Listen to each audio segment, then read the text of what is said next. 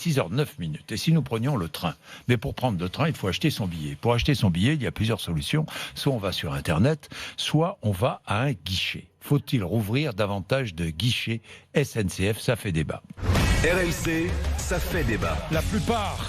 Dans la plupart des gares, on voit des guichets fermés. Ils ferment les uns après les autres. Selon la CGT, plus de 350 points de vote ont été supprimés ces 12 derniers mois. Résultat, Mathieu Rouault, les files d'attente s'allongent devant les guichets restants. Et nous avons fait le test hier en gare Montparnasse avec des voyageurs qui patientaient parfois 1h30 avant d'accéder au guichet. Vous l'entendrez dans le journal de 7h. Test confirmé par la CFDT. Depuis lundi, le syndicat a sorti les chronomètres pour mesurer le temps d'attente en gare de Lille, Nancy, Bordeaux, mais aussi 3 grandes gares parisiennes. Résultat, entre 28 minutes et 1h35 d'attente. Alors certes, il existe désormais des automates, mais ils ne fonctionnent pas toujours et tout le monde n'a pas de carte bleue, surtout les jeunes.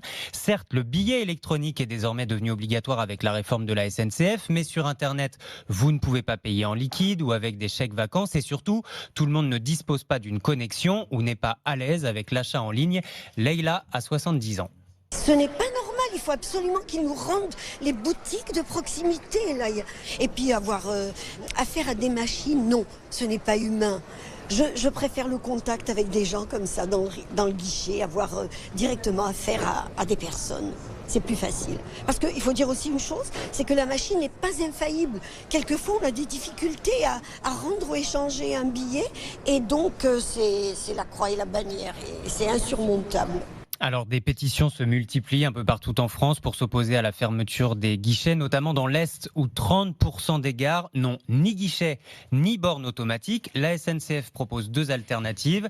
Acheter ses billets par téléphone via un numéro gratuit, mais il faut s'y prendre au moins 7 jours à l'avance, le temps de recevoir les billets chez soi. Ou bien la vente chez les buralistes. Souvenez-vous, l'expérimentation avait été annoncée pour cet été. Ici, c'est Guillaume Pépi qui l'avait annoncé ici même, je me souviens. Sauf que cet été, c'est maintenant et on attend toujours. Mais oui, parce que la dernière fois que Guillaume Pépi est venu, c'était pendant l'hiver, je crois. Et il nous avait promis, je me souviens très très bien, il nous avait promis chez les buralistes la vente de billets, mais on ne voit rien venir. Donc il y aurait du retard à la SNCF. Il y aurait du retard à la SNCF. Ou chez les buralistes. Bon, il est 6h12.